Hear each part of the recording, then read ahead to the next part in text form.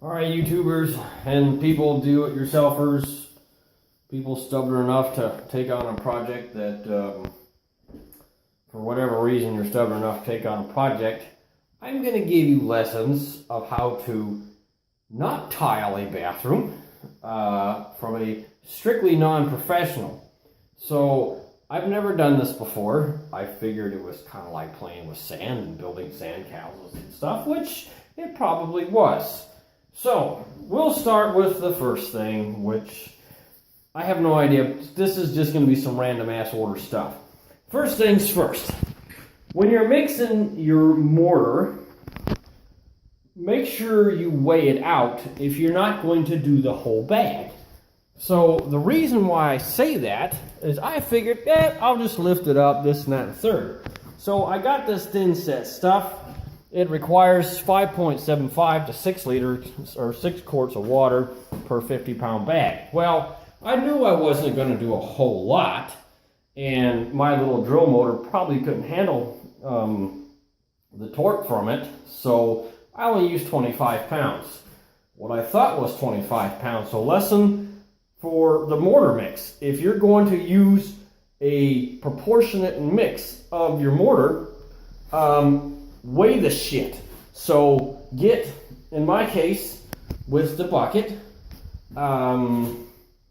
you put in 2.5 quarts of water, or 2.75 quarts of water.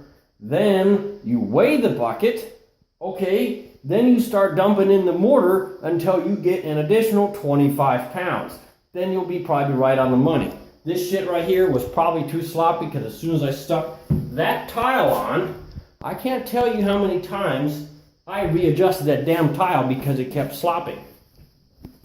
Second thing, before you even put the tile on, this particular installation that I did in my own house, so fortunately I would get fired, or I'd probably, I don't know, be fired from a Freemason lodge. Thank God I'm not one, that's for sure, for this reason, because obviously, but you know, congratulations, it's the most horrible job I've ever done.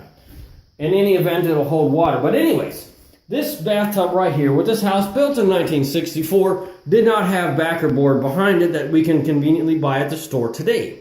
It had a tar paper and wire lath, L-A-T-H, behind it.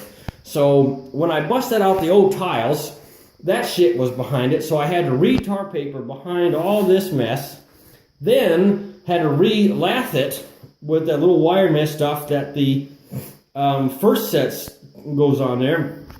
So that should have been lesson number one, actually, is make sure that if you are resetting the tiles, because I'm pretty sure these, obviously, see, there's not level. These are absolutely fucking horrible.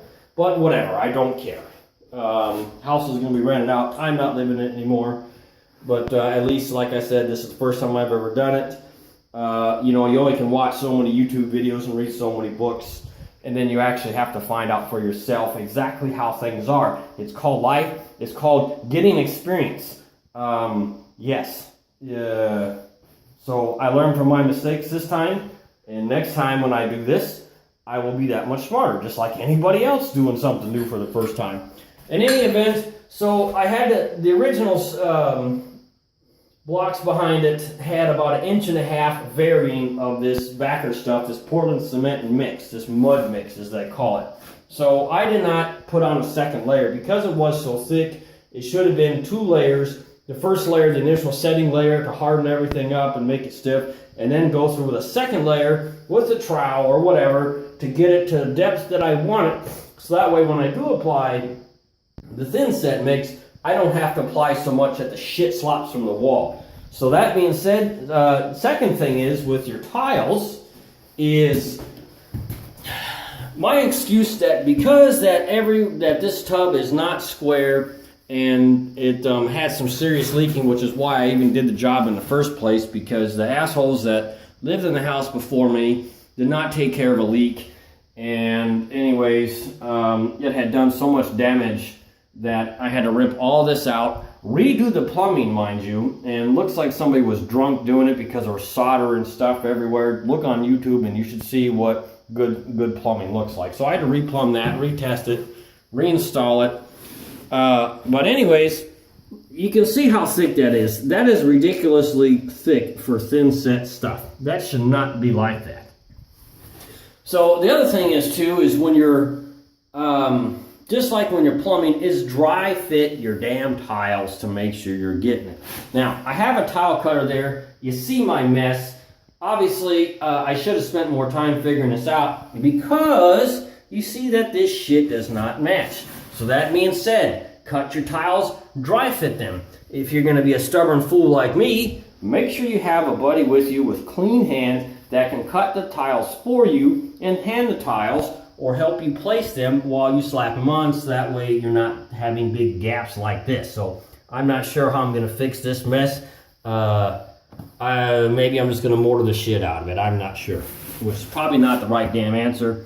But anyways, as long as it doesn't leak, I really don't care. This house is in a declining neighborhood, so like I said, my first job. The other thing is when you're doing this, is start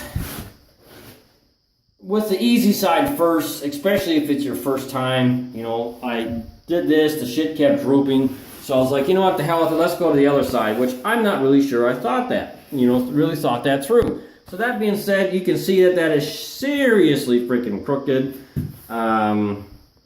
Yeah, not very good. Because I didn't have the tiles at the bottom, I now have these lovely spaces. Everything is all completely out of square. It looks like total ass. But like I said, if you're a first timer, don't expect professional results.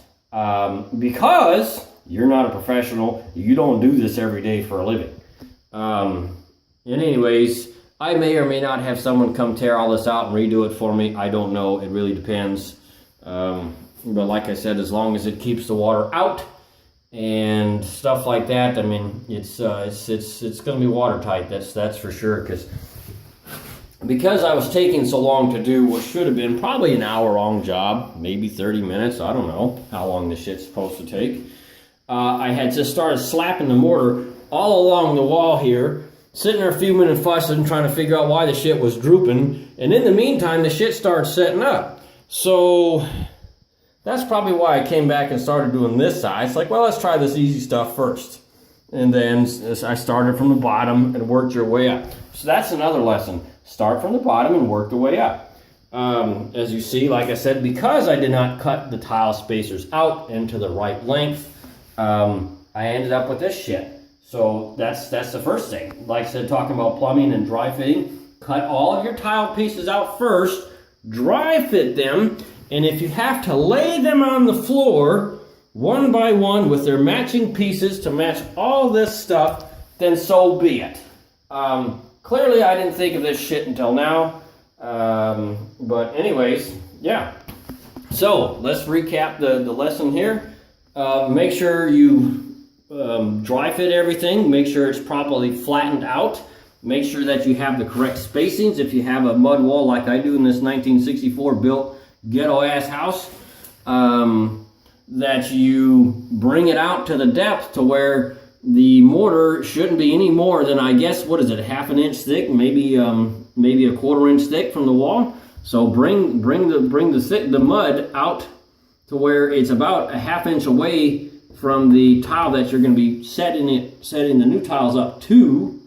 Yeah, but anyways, you can see this is why also you fix leaks before they sit there forever. I don't know how long this was here for, but in any event, you'll see here that along the back side it's relatively even, and then this back side going down long ways, you see that it's about a little over about 9/16 of an inch. You work your way down, you look to that. It's got an inch spacing, so needless to say the tub sank.